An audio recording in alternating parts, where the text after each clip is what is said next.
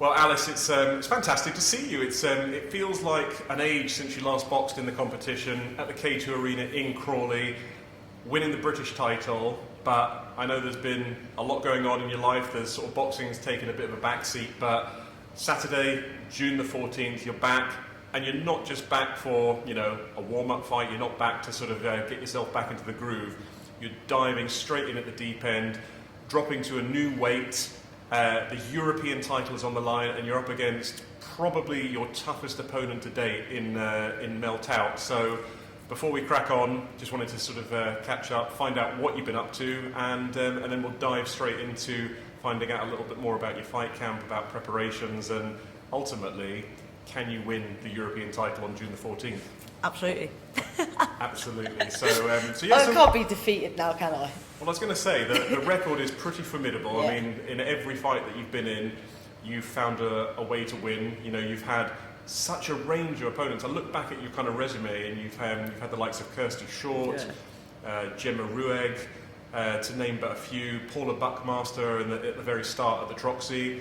So you've kind of been there, you've done it, you've got the T-shirt, but this next fight brings a whole new level in terms of level of opposition. You're dropping down from super featherweight all the way down to super flyweight, and up against a very well-known fighter in Mel Tout. So let's try and think, where do we start? I suppose, where have you been and what have you been up to?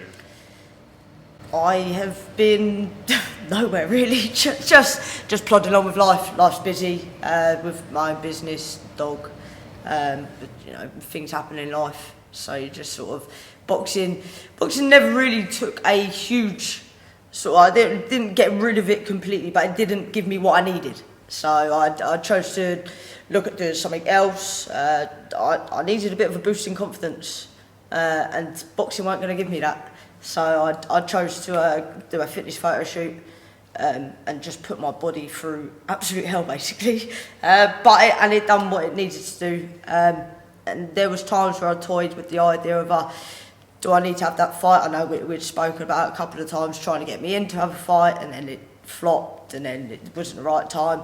And then I remember getting a message on our group chat about the 14th of June, and I just thought, something instantly said, no, you need this.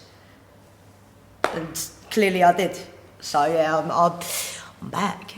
You're back, and like you say, I always say, I mean, sort of, my favourite sort of saying is, life gets in the way of life. Sometimes just the general day-to-day, we see the fighters in Quest, and in every sort of sporting code, you just see that particular athlete for the performance they put in on the night, and you don't really look at everything else that's going on in their life and what they're dealing with. So I always just assume, well, if you turn up for fight night, you've had a great camp, everything's amazing, you're ready to go, we're going to see the best version of that particular boxer on the night. But when you scrape away the veneer, when you sort of peel it all back, there's some things that some of the fighters have to go through in their personal lives, and sort of things that you just think, wow, I'm amazed that you've had the kind of mental strength and sort of determination.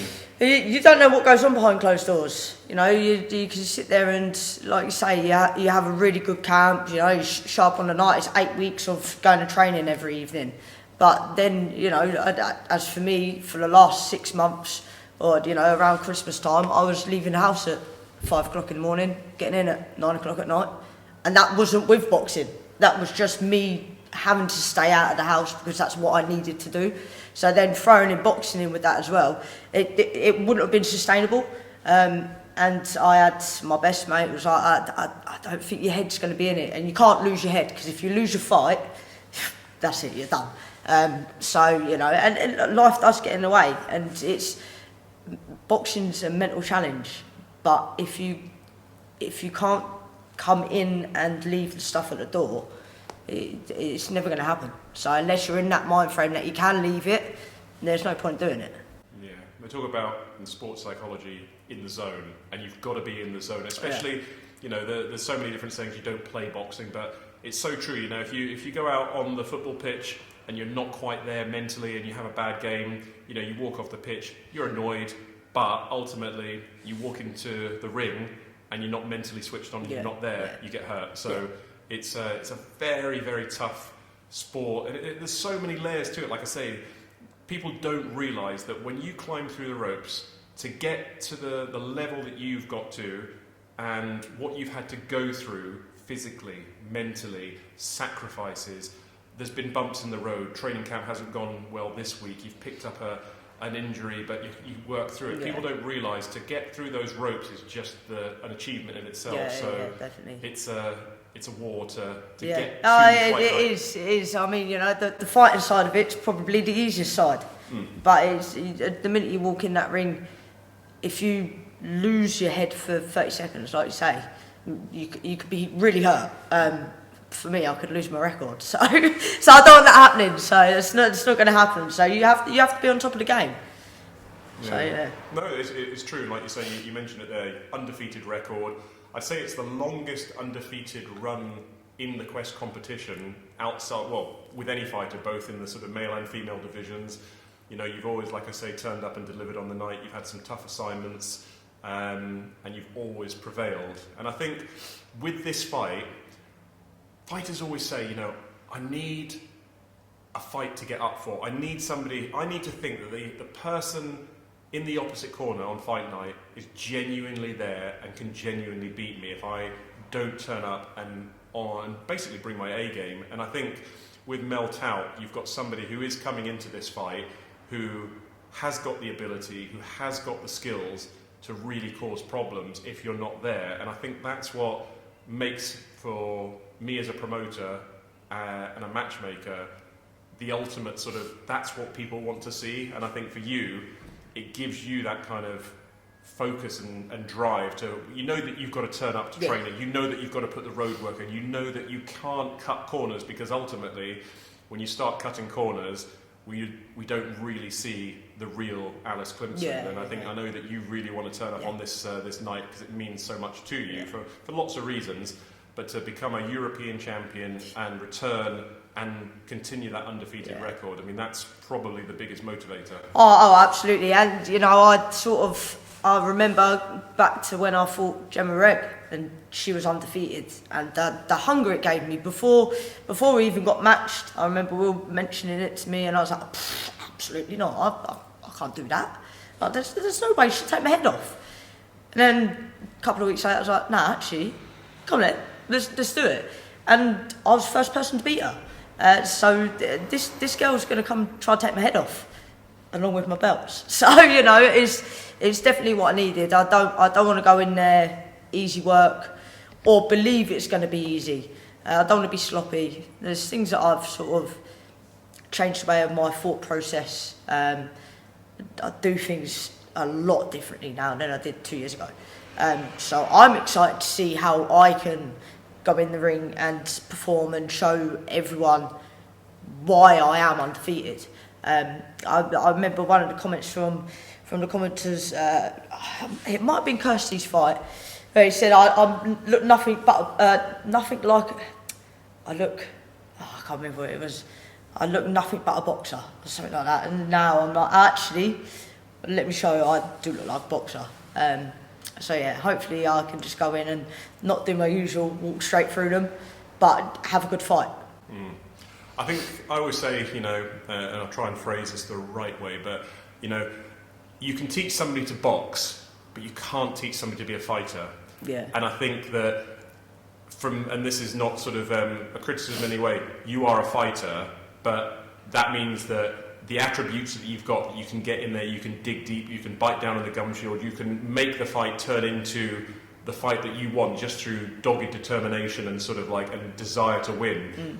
But that means that you can add the layers of boxing and the skill, and you can become an all-round fighter, whereas there's fighters that I've seen who are fantastic technical fighters, but when the going gets tough, they don't know how to deal with that because they're up against somebody who's a fighter who's not playing to the same script. And I get the feeling with you that, with that extra skill and the boxing ability, it becomes a totally different package and a much harder puzzle to basically solve for any opponent.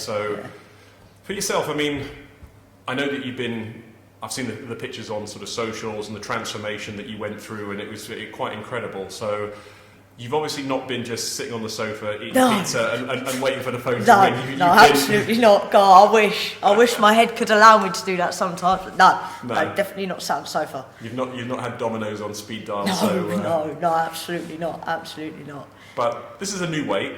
How have you found it getting back into training? Because there's something like, you know, when people talk about it, sometimes there's a lot of fighters' mentality is it's not really a fight camp, it's a fat camp where they're just trying to get the weight back down and get back into the groove. But you're starting a position that physically you're in fantastic shape, but the process of going back through a fight camp can be quite a shock to the system. So how have you found that? Do you know, I've actually really enjoyed it. I remember wanting to be matched a couple of months ago, and we was going to be doing 58.9 kilos, and that was mental for me, because it didn't matter. Every day I'd check my weight and I just weren't going up in weight. I was like, how am I going to do this? My mate's like, you've got 4 weeks to gain 6 kilos. How are you going to do that? So actually now it's at a lower weight. I've always had to drop a little bit of weight. So now I'm at a lower weight. I actually feel a lot sharper. So, you know, I feel a lot sharper, a lot lighter on my feet, a lot quicker. And it's actually been really nice coming back in and not only feeling the difference within myself, but having the lads comment on the difference of just how I box, how my camp's going, things like that. The whole dynamic's completely changed for me from 2 years ago. So yeah, this camp, I've enjoyed it. Don't get me wrong. It's not nice. It's not nice. Yeah, my body hurts, but it's just worth it. I know it's worth it. I know come the night it'll just be the easiest thing that I do, because this has been the hardest thing that I've done. So yeah. It's a weird dynamic where sort of people go, you know, the suffering and it's painful, it's been brutal, but I love it. Yeah. So like, okay, there's nothing quite like being punched in the face. Yeah. And believe me, I'll get quite a few of them from lads. I was going to say, that's another dynamic. You know, it's just like, I mean, from the last time you boxed, I've got to say, the growth, and also I'd say, I mean, the acceptance in women's boxing has been quite phenomenal. I mean, I remember growing up, and the only female boxer that I always remember is Jane Couch, because she was sort of like almost like the only one that people ever talked about, and she was incredible. And then they had sort of like the likes of Anne Wolfe, and you had the likes of sort of, I think it was Layla Ali, who sort of, because of the name, made a bit of an impact. But all of a sudden, you now have like a genuine interest and a massive pool of fighters coming in the UK especially. I mean, you've got sort of like Ellie Scottney, Katie Taylor, Savannah Marshall. There's so many names, Natasha Jonas. They've really brought women's boxing to a new level, and now I can remember sort of first putting on some female fights in the league, and people were like, "Wow, you know, I'm not sure about the female, but I'm not a fan." Or you know, it's like people were quite dismissive. But now, some of the female fights, I think they're better than the male fights. Are better than they are. Absolutely, I mean, they're far more entertaining. You get some of the male fights, and it's they're stood in the ring throwing punches at each other. Yeah. You know, you can see that on the street. Whereas you see some of the female fights, and it's a war. It's a war in there. Someone's trying to be the top dog, and they literally just going at it for rounds and rounds and rounds and rounds. Some of the injuries that you see some of the girls come out with is phenomenal. I mean, it is brutal. It really is. It really is. I can remember sort of some of the older fights where the blood was smeared everywhere, and it was just like, ooh. And I don't know whether it was harder because it's like, you know, not in being sort of sexist or anything, but when you're seeing two girls fight, it's something that most people aren't used to. So it does sort of go, ooh, that's brutal. It maybe makes it or feel a little bit more brutal, but you know, they give us as good, if not better, than a lot of the sort of the male fights. So we kind of talked about the camp. We talked about how you're feeling and the sort of the new weight, but I want to sort of look at the opponent, Mel Tout. You know, there's not a lot of footage of her, and you probably haven't seen too much of her. But for you, the little that you know, what type of fight do you see this going as? What does she bring to this fight? Do you know what? All I think about is someone want to take my record, and that is genuinely all I think about. I'm not bothered about how she fights, what her record is, who she is, what she looks like. The only thing that I would be bothered about is her height, just because I want to know. But I just feel like I'm going to go in there and it's for me. There's just someone stood on the other side that's doing the exact same thing for them. It's going to be a huge fight. It's going to be my biggest fight, you know, and let's be honest, it's probably going to be her biggest fight so far. It doesn't matter who you're fighting, where you've been, what you've done over the years, how many years you've been doing it. When you then match with someone that does have a record, it becomes the biggest thing. So in terms of how the night's going to be, what I'm walking into whatever I put in front of myself. She's not actually there. It's me against me there. Yeah. So yeah, whatever she starts throwing, I'll be getting out of the way and throwing back. You versus you. Yeah, absolutely. She's just someone in the way that I need to get through to then beat myself up. Of course. I mean, I suppose, yeah, there's a lot of fighters that say that. Say, listen, you know, we could come up with game plans, we could come up with strategies, and that could all go out the window because they may box or be totally different to what we expect. So all that I'm focused on in my camp is being the best version of myself. And if I turn up knowing I've ticked every box, left no stone unturned, I know that I've got what it takes to be the champion. Yeah, and I think, you know, I've had a few fights. I know where I go wrong, and I know what I do well with. So actually, I'm taking where I go wrong and putting it in the box of what I do well with. So I've changed so many things that I would normally do. You know, I think I've got the reputation of a little monster because I literally just walk straight through them. But I don't want to do that this time. I don't want to make it hard for myself. I want to make it easy for myself by working on the bits that I know I could improve on more, and it means a lot more then, rather than going in with the same mentality of it doesn't matter who it is, how big they are, how tall they are, you know, I will just walk through them. Now actually I'm like, well, move out of the way. Don't walk through them, move out of the way. Get out of the way, get in there, get out, throw, get out, don't get hurt. Because walking through someone has done me the world of good. But you know, I've been hit, and no one. You don't want to end up with a nasty cut, and that's easy to happen. You get that nasty cut, and someone's going to just keep going for that same place. It's 6 rounds. It's fine. I've not done 6 rounds yet, so you know, if I get cut on round 2, I'm not going to give up. I can't. That's not in me. No one's going to let me give up. So it's then going for another 4 rounds with a cut in your face. And the potential of that happening if I do just go full steam ahead, walk through them, is massive. So yeah, work on different things now. When you're standing in the walkout tunnel, I've asked a lot of the fighters this in the build-up to this show, because I want to try and sort of, from the mental side of things, that there, you know, that can be the toughest part, because you're in the tunnel, and it's kind of like no going back. Not that there is ever sort of like, you know, a going back, but you're standing there, you're sort of looking out at the ring, you're about to make, you know, your routine, and in your head you've got your tune that's going to come on, your walkout music, you're going through the final sort of bits and pieces in your head as to what you need to do. But, you know, for you, try and describe, when you're in that tunnel, what is going through your head? I think go back to my last fight. The moment I was in that tunnel, my only thought was, where the fuck are your legs, Alice? I'd literally lost my legs. My legs had gone to spaghetti. I think I'd worked myself up so much for it. I was meant to be rematching someone. They'd called me out. It was obviously to defend my belt. I'd had a lot of stuff go on in life, and at that point I thought, shit. But yeah, then just I think it's different. It's you against you, so that's all you have to remember. And I think if you can just take away some of the shit that's in your head, and replace it with what you want it, then it makes it a lot easier.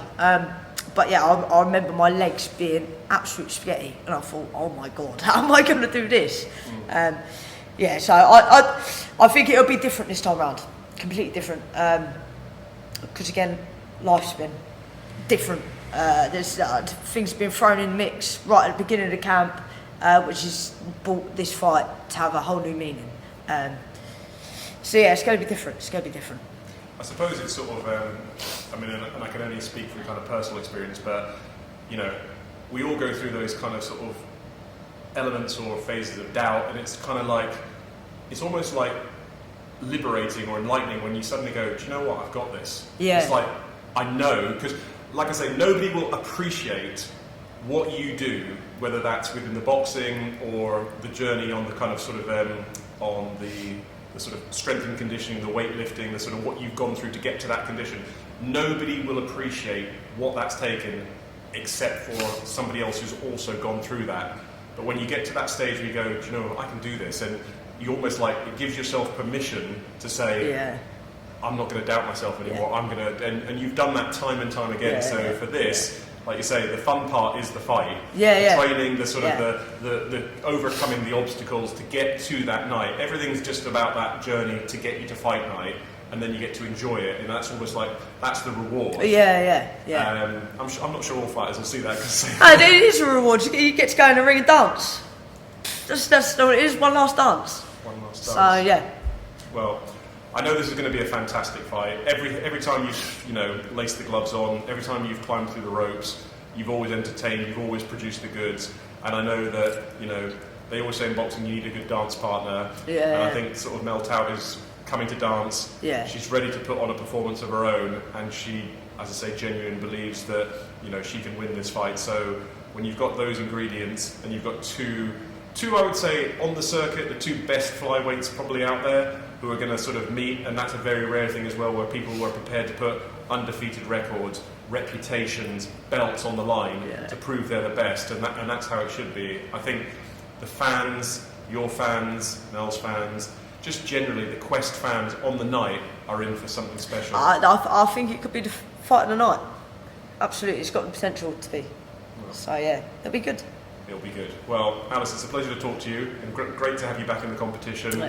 Looking forward to June the 14th at the Effingham Park Hotel. The vacant European flyweight titles on the line, and Alice Killer Climpson. Are you still going by that moniker? Gosh, go by anything now. I like the Little Monster better. I like the Little Monster better. Right, it's always Little Monster. We'll flip it to Little Monster. Yeah, absolutely. We'll be back in the ring, hoping to add another title to her Quest trophy cabinet. And for the fans out there, this is going to be one, like Alice says, could be fight of the night.